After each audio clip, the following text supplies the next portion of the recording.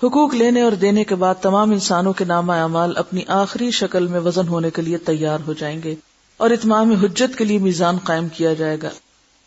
میزان میں جن لوگوں کی نیکیوں کا پلڑا بھاری ہوگا وہی کامیاب قرار پائیں گے اور جنت میں جائیں گے.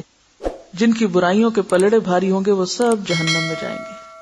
بعض لوگوں کے میزان میں ایک نیکی کی زیادتی یا ایک نیکی کی کمی ان کے جنتی یا جہنمی ہونے کا فیصلہ کرے گی. وہ ایک ظلم، ایک گالی جو کسی کو دی تھی، آج نیکیاں ہیں لیکن وہ اس کو مل گئی، لہذا اپنی طرف کمی ہو گئی. اور دنیا میں ہم کتنا بے دریغ زبانیں کھولے ہوئے ہیں، جس کو جو چاہیں کہہ دیں، جس کے ساتھ جیسا چاہیں معاملہ کریں. اور کہا جاتا ہے کہ ہر شخص کے اعمال تلنے پر ایک فرشتہ اعلان کرے گا، فلاں بن فلاں کامیاب ہوا یا فلاں بن فلاں ناکام ہوا. پورے میدان میں اناؤنسمنٹ ہوگی، آپ کا نام لیا جائے گا اور نام لے کے بتایا جائے گا فلاں کامیاب ہو گیا. اب یہ سب کے ریزلٹ سن رہے ہوں گے لوگ. اب آپ دیکھیں دنیا کی مشہور ترین شخصیتیں جن کو زمانہ جانتا ہے، جب قیامت کے دن ان کا نام لے کے بتایا جائے گا کہ وہ ناکام ہو گئے تو شرمندگی کا عالم کیا ہوگا. کبھی سوچا ہم نے؟ دنیا میں چند لوگوں میں اگر کوئی ہمارا نام پکار کے ہمیں بتا دینا کہ تمہارا فلاں نقصان ہو گیا تو ہم کہتے ہیں کیوں میری بےزتی کرائی، سب کے سامنے کیوں بتایا گیا. دنیا میں اگر کوئی نقصان ہو جائے، کمی ہو جائے تو لوگ عام طور پہ مینشن نہیں کرتے اس کو، کسی کو پتہ نہ چلے، اس سے بےزتی ہوتی. لیکن وہاں تو سب کے سامنے کھل جائے گا معاملہ. لوگوں کے نامہ اعمال کا وزن ان کے ایمان اور عقیدے کے مطابق ہوگا، وہ نیتیں اور وہ سب بھی بیچ میں شامل ہوں گی. کفار، مشرکین، مرتدین اور منافقین کے ڈھیروں نیک اعمال کا وزن ذرہ برابر بھی نہیں نکلے گا. لا نقیم لہم یوم القیامت وزنا. عالی شان اعمال، اتنا وزن نہیں. کیوں؟ اللہ کے لیے نہیں کیے تھے وہ کام، تو دنیا میں تعریف کے لیے ویسے ہی شوق میں کیے. جبکہ ایک مومن آدمی کے نامہ اعمال میں 99 رجسٹر گناہوں سے بھرے ہوئے ہوں گے. اللہ تعالیٰ کے سوال کے جواب میں وہ اپنے گناہوں کو اعتراف کرے گا. اللہ تعالیٰ فرمائیں گے کہ اس کے اعمال میزان میں تولے جائیں. نیکیوں کے پلڑے میں ایک چھوٹا سا کاغذ رکھ دیا جائے گا جس پر کلمہ توحید ہوگا.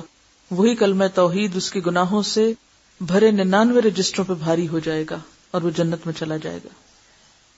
اب اس حدیث سے بعض لوگ کیا سمجھتے ہیں، وہ جو کلمہ ہم نے پڑھ لیا ہے وہ کافی، اور وہ باقی حساب کتاب کے مرحلوں کو بھول جاتے ہیں. یہ اس لیے کہا گیا ہے کہ ایک شخص جس نے کلمہ پڑھا اور ساتھ ہی اس کی موت آ گئی، اب ساری زندگی مثلا 90 سال وہ جیا کفر کی حالت میں، مرنے سے پہلے کلمہ نصیب ہو گیا، اب وہ 99 رجسٹر تو اس کے بھرے میں کس سے؟ ایسے لوگ ہیں نا تاریخ میں، یا ایسے بہت سے لوگ ہوتے ہیں کہ ادھر لا الہ الا اللہ پڑھی اور ادھر دنیا سے چلے گئے. یعنی اس حدیث کا مطلب یہ نہیں ہے کہ انسان جان بوجھ کے غلط کام کرتا رہے اور کہے میں نے کلمہ پڑھ رکھا ہے، نہیں. یعنی ایک شخص جس نے سچے دل سے ابھی اسلام قبول کیا تھا، پچھلی ساری زندگی کفر شرک میں گزری، لیکن آئندہ ایک نیکی کرنے کا موقع نہیں ملا. وہ ایک صحابی کے بارے میں آتا نا، انہوں نے کلمہ پڑھا اور فوراً وہ شہید ہو گئے. اب قیامت کے دن کیا ہوگا؟ وہ ایک کلمہ کس پہ بھاری ہوگا؟ ساری زندگی پہ بھاری ہوگا. کیونکہ ہوتا یہ ہے کہ لا الہ الا اللہ کا سچے دل سے کہنا پچھلے سارے گناہوں کو واش آؤٹ کر دیتا ہے، صفائی کر دیتا ہے. میزان ان 3 جگہوں میں سے ایک ہے جن کے بارے میں اللہ کے رسول صلی اللہ علیہ وسلم نے فرمایا وہاں کوئی آدمی کسی کو یاد نہیں کرے گا. جب نیکیاں اور بدیاں تل رہی ہوں گی نا، کوئی کسی کو یاد نہیں کرے گا، نہ اس کی مدد کرے گا، نہ اس کے کام آئے گا. اگر کسی آدمی کی ایک نیکی میزان میں کم ہو گئی تو سارے حشر میں، یعنی میدان حشر میں، کوئی بھی اسے ایک نیکی دینے کے لیے تیار نہیں ہوگا. ایک نیکی کا سوال کوئی تیار نہیں. نہ باپ، نہ بیٹا، نہ بیٹی، نہ بیوی، نہ کوئی یار دوست، نہ پیر مرشد، سب ایک دوسرے سے دور بھاگیں گے. یوم یفر المرء من اخیہ. سب سے آخری اور مشکل ترین مرحلہ صراط کا ہوگا. سب سے آخری اور مشکل ترین مرحلہ صراط کا. ہر آدمی کو پل صراط سے گزر کر ہی جنت میں جانا ہوگا. پل صراط بال سے باریک تلوار کی دھار سے زیادہ تیز جگہ ہے جسے جہنم کے اوپر رکھا جائے گا. برج ہے جو جہنم کے 2 کناروں کے اوپر ہوگا اور لوگوں کو اس سے گزرنے کا حکم دیا جائے گا. اب اس کو پاس کرو.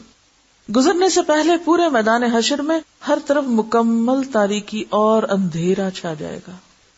اب آپ دیکھیے لوگ اوپر آ رہے ہیں اور اتنے میں کیا ٹوٹل ڈارکنیس. کبھی آپ کسی ایسے خطرناک جگہ پہ جا رہے ہیں اور اچانک اندھیرا ہو جائے, روح فنا ہو جاتی بندے کی, اب تو ہلاکت میں کوئی دیر ہے ہی نہیں. ہر آدمی کو اس کے عقیدے اور اعمال کے مطابق صراط سے گزرنے کے لیے نور دیا جائے گا. اب ہر ایک کا اپنا اپنا نور, اپنی اپنی روشنی. بالکل ایسے ہی نا جیسے لائٹ جاتی ہے تو ہر گھر میں اپنی روشنی جلائی جاتی ہے, تو اس میں فرق ہوتا ہے نا ہر روشنی میں ایک سے دوسرے میں. بالکل قیامت کے دن پل صراط پر بھی ہر بندے کی روشنی فرق ہوگی. اہل ایمان کو 2 نور کی مشلیں دی جائیں گی, بعض کو 1 دی جائے گی. ایمان والوں میں سے بھی بعض کو 2 اور بعض کو 1 روشنی. بعض لوگوں کو ٹمٹماتے چراغ کی روشنی دی جائے گی, یعنی ہل رہا ہوگا اس کا شعلہ. حتیٰ کہ سب سے کم درجہ اس شخص کا ہوگا جس کے پاؤں کے انگوٹھے پہ روشنی ہوگی, یعنی بس وہ نیچے سے ہلکی ہلکی روشنی دیکھ کے چل رہا ہوگا. اہل ایمان پل صراط سے گزرتے ہوئے اللہ تعالیٰ سے دعا مانگیں گے, یعنی جو ہی لائٹ جائے گی وہ کیا مانگنے لگیں گے, ربنا اتمم لنا نورنا واغفر لنا انک علی کل شیء قدیر. اے ہمارے پروردگار, ہمارا نور آخر تک قائم رکھ, ہمیں بخش دے, بے شک تو ہر چیز پہ قادر ہے. بعض اہل ایمان بجلی کی تیزی کے ساتھ پل صراط عبور کر لیں گے, بس جو ہی قدم رکھا لمحوں میں دوسری طرف. بعض ہوا کی تیزی کے ساتھ جیسے اڑتے ہوئے جا رہے ہوں, بعض تیز رفتار گھوڑوں کی طرح, بعض اونٹوں کی رفتار سے, بعض دوڑتے ہوئے پیدل انسان کی طرح, بعض لوگ عام چال سے چلتے ہوئے, بعض سست رہوں گے, چلا ہی نہیں جائے گا, بعض گرتے پڑتے ٹھوکرے کھاتے زخمی ہو کر عبور کریں گے. پل صراط کے دونوں طرف خود کار کنڈے ہکس لگے ہوئے ہوں گے, آنکڑے جن کو کہا جاتا, دونوں طرف ہکس ہوں گے جو اللہ تعالیٰ کے حکم کے مطابق بعض لوگوں کے چلنے میں صرف رکاوٹ ڈالیں گے. وہ جا رہے ہوں گے, آگے بیریئر آ جائے گا اور رکنا پڑے گا. بعض لوگوں کو پل کے اوپر ہی بار بار گراتے رہیں گے, یعنی نیچے تو نہیں جائیں گے, اوپر ہی گرتے رہیں گے. بعض لوگوں کو صرف زخمی کر دیں گے, یعنی چل رہے ہوں کہ آ کے یک لگے گا تو زخمی ہو جائے گا انسان. بعض کو کھینچ کے جہنم میں گرا دیں گے, جیسے وہ ایک ہوتا نا کہ اٹھا کے نیچے. کچھ لوگ چند قدم ہی چلیں گے تو انہیں جہنم میں گرا دیا جائے گا, ابھی رکھیں گے پاؤں تو وہ نیچے. بعض لوگ کچھ فاصلہ طے کر لیں گے اور پھر نیچے. بعض لوگ آدھا فاصلہ طے کرنے کے بعد گرائے جائیں گے, بعض پل پار کرنے کے قریب ہوں گے تو گرا دیے جائیں گے. کئی لوگ ساری زندگی اچھے کام کرتے رہتے ہیں, آخر میں ایسے غلط کام کر جاتے ہیں. اب وہ سارا رستہ تو اچھا پار کر لیا, جب وہ بالکل مرنے کے کنارے تھے ایسا غلط کام کیا کہ وہ گئے. تو یہ جو مختلف معاملے ہوں گے مختلف لوگوں کے ساتھ, یہ ان کے زندگی کے جو اعمال یہ طریقے ہوں گے اس کے عکاس ہوں گے. جو یہاں کر رہے ہیں وہی وہاں نظر آ رہا ہوگا. انسان کے اعمال صالحہ صراط پر نہ صرف یہ کہ نور مہیا کریں گے بلکہ اس کی حفاظت بھی کریں گے. روایتوں میں آتا ہے کہ قربانی کے جانور سواریوں کا کام دیں گے. کہتے ہیں نا کہ عظموا ضحایاکم فانها علی الصراط مطایاکم, یعنی مضبوط جانوروں کی, یعنی اپنے پلے ہوئے جانوروں کی قربانی کرو کیونکہ صراط پر وہ تمہاری سواریاں ہوں گے, یعنی اسٹرانگ جانور ہوں. مریل سے جانور مت قربان کرو اللہ کے راستے میں, الا یہ کہ بندے کو توفیق نہ ہو, وہ الگ بات ہے. لیکن اگر اپنا دل میں ایمان ہے تو پھر اور بات ہے. صراط سے گزرنے کا منظر اتنا ہولناک ہوگا کہ کسی کی زبان سے کوئی بات نہ نکلے گی. وہ جو دعا پڑھیں گے نا وہ تو روشنی ختم ہوتے ہی پڑھ لیں گے. اب جب چلنا شروع کریں گے تو کوئی بولے گا نہیں, صرف انبیاء کی زبان سے یہ الفاظ سنائی دیں گے, رب سلم رب سلم. باقی لوگ نہیں بولیں گے یا اللہ بچا لے یا اللہ بچا لے. صراط سب سے پہلے رسول اکرم صلی اللہ علیہ وسلم اور آپ کی امت عبور کرے گی, بعد میں دیگر انبیاء اور امتیں عبور کریں گی. صراط عبور کرنے کے بعد تمام اہل ایمان قنطرہ, جو پل صراط کا آخری حصہ ہوگا جنت میں داخلے سے پہلے کی جگہ, اس پہ روک لیے جائیں گے. سب اہل ایمان. جن مسلمانوں کے درمیان کوئی غلط فہمی یا گلا شکوہ یا غصہ اور ناراضگی ہوگی وہ دور کی جائے گی, دل دھوئے جائیں گے وہاں سب کے. وَنَزَعْنَا مَا فِي صُدُورِهِم مِّن غِلٍّ, یہ وہاں ہوگا عمل. جب سارے اہل ایمان مکمل طور پر پاک اور صاف ہو جائیں گے تب انہیں جنت میں داخل ہونے کی اجازت دی جائے گی, کیونکہ جنت خبیث لوگوں کی جگہ نہیں ہے. رسول اکرم صلی اللہ علیہ وسلم جنت کے دروازے پر تشریف لائیں گے, دروازہ کھلے گا, آپ اپنی امت سمیت جنت میں تشریف لے جائیں گے. جنت میں داخل ہونے کے بعد آپ کو اپنی امت کی فکر لاحق ہوگی. آپ اپنی امت کا حال پوچھیں گے کیا سب آ گئے؟ معلوم ہوگا کہ بہت سے امتی تو جہنم میں گر پڑے ہیں. امتی جہنم میں گر پڑے ہیں. آپ صلی اللہ علیہ وسلم اللہ کے حضور سجدے میں گر پڑیں گے. اتنا غم ہے آپ کو اپنی امت کا. سجدے میں گر پڑیں گے, اللہ کی حمد و ثنا کر کے سفارش کی اجازت طلب کریں گے کہ اللہ اجازت دے کہ میں ان کے لیے شفاعت کروں. طویل مدت سجدے میں گزارنے کے بعد حکم ہوگا اے محمد صلی اللہ علیہ وسلم جاؤ, آپ کی امت میں سے جن کے دل میں جو کے دانے کے برابر ایمان ہے انہیں نکال کر جنت میں لے آؤ. رسول اللہ صلی اللہ علیہ وسلم فرشتوں کو لے کر اپنی امت کے برگزیدہ افراد کے ساتھ جہنم کے کنارے تک جائیں گے اور فرمائیں گے اپنے اپنے اعزاء و اقارب اور اپنی اپنی جان پہچان کے لوگوں کی نشانی بتاؤ تاکہ فرشتے انہیں نکال لائیں. دیکھیے کیسا منظر ہوگا نا. چنانچہ ایسے لوگ جن کے دل میں جو کے دانے برابر ایمان ہوگا جہنم سے نکال کر جنت میں لے جائے جائیں گے. اس وقت آپ صلی اللہ علیہ وسلم کی امت اہل جنت کا 1/4 ہوگی, 1/4, چوتھا حصہ. آپ کی سفارش دیکھ کر دیگر انبیاء بھی اپنی امتوں کی سفارش شروع کر دیں گے. امت محمدیہ کے شہداء, علماء, اولیاء اور صلحاء کو بھی شفاعت کی اجازت دی جائے گی. وہ بھی اپنے اپنے عزیزوں اور رشتہ داروں کو پہچانیں گے اور انہیں سفارش کر کے جہنم سے نکلوائیں گے.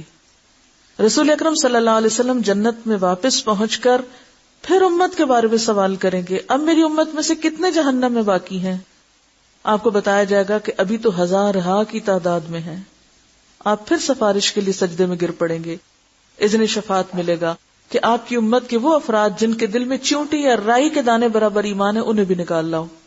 اور رائی دانے برابر ایمان کس میں نہیں ہوتا؟ جو برائی کو برائی نہ جانے. آپ صلی اللہ علیہ وسلم حسب ثابت امت کے علماء, اولیاء اور صلحاء کو لے کے جہنم کے کنارے پہنچیں گے. رائی کے برابر ایمان والوں کو جہنم سے نکال کے جنت میں لے جائیں گے. تب آپ کی امت اہل جنت کے 1/3 برابر ہو جائے گا, 3 حصہ ہو جائے گی. آپ پھر پوچھیں گے میری امت کے کتنے افراد ابھی جہنم میں ہیں؟ آپ کو بتایا جائے گا ابھی تو 1000 ہیں.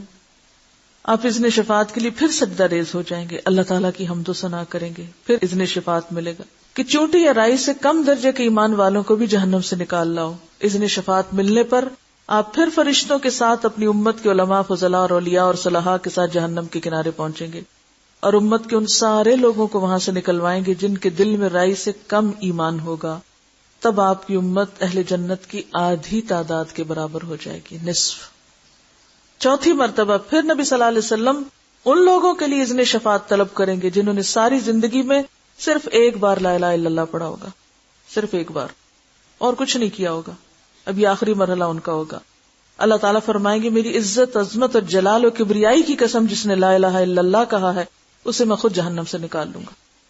یہ سزا بھگتے گا اپنی بدعمالیوں کی, لیکن نکال لیا جائے گا. آخر میں اللہ تعالیٰ خود ان لوگوں کو جہنم سے نکال کر جنت میں داخل فرمائیں گے جنہوں نے لا الہ الا اللہ کہا ہوگا. جنتی لوگ اس آخری گروہ کو اتقاء اور رحمان کہیں گے, یعنی رحمان کے آزاد کردہ, یہ کہہ کے پکاریں گے.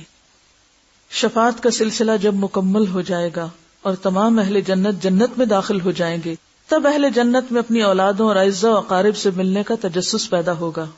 اب ہوش آئے گی, اچھا خیال آئے گا وہ امی کہاں ہیں, وہ بہن کہاں ہیں, وہ دوست کہاں ہیں. اب یاد آنی شروع ہوگی. کیوں؟ اب کچھ چین آئے گا کہ اچھا اب منزل پہ پہنچ گئے ہیں اور وہ باقی بھی سارے آ گئے. اب وہ انہیں ملنے اور دیکھنے کی خواہش کا اظہار کریں گے کہ بہت لمبی جدائی ہوگی, اب ملاقات کرنا چاہتے ہیں. حشر کے میدان میں چاہے ساتھ بھی کھڑے ہوں گے نا, کوئی دیکھے گا بھی نہیں کہ میرا بھائی کھڑا ہے جو مجھ سے 10 سال پہلے فوت ہو گیا تھا اور مجھے بڑا انتظار تھا کہ قیامت کے دن میں اس سے ملوں گی. کوئی کسی کو یاد نہیں کرے گا. اللہ تعالیٰ کا ارشاد ہوگا اولادوں کو ان کے والدین کے ساتھ ملا دیا جائے. چنانچہ تمام اہل جنت کے اہل و عیال کو ایک جگہ اکٹھا کیا جائے گا, یعنی سارے ایز اے فیملی پھر سب ایک دوسرے کو ملیں گے.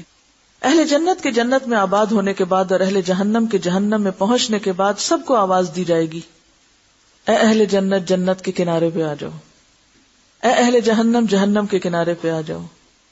دونوں فریق امید و بیم کی کیفیت میں منادی کی طرف متوجہ ہوں گے. ایک سفید مینڈھا ہوگا جس کے بارے میں اہل جنت اور جہنم سے پوچھا جائے گا کیا تم اسے پہچانتے ہو؟ اہل جنت اور جہنم دونوں کہیں گے ہاں ہم اسے پہچانتے ہیں, یہ موت ہے. اس کے بعد اللہ تعالیٰ اس مینڈے کو ذبح کرنے کا حکم دیں گے. مینڈے کو ذبح کرنے کے بعد اعلان کر دیا جائے گا اے جنت والو تمہارے لیے ہمیشہ کے لیے جنت خالدین فیہا، تمہیں اب موت نہیں آئے گی، اور اے جہنم والو تمہارے لیے بھی ہمیشہ کے لیے جہنم ہے، اب تمہیں کبھی موت نہیں آئے گی۔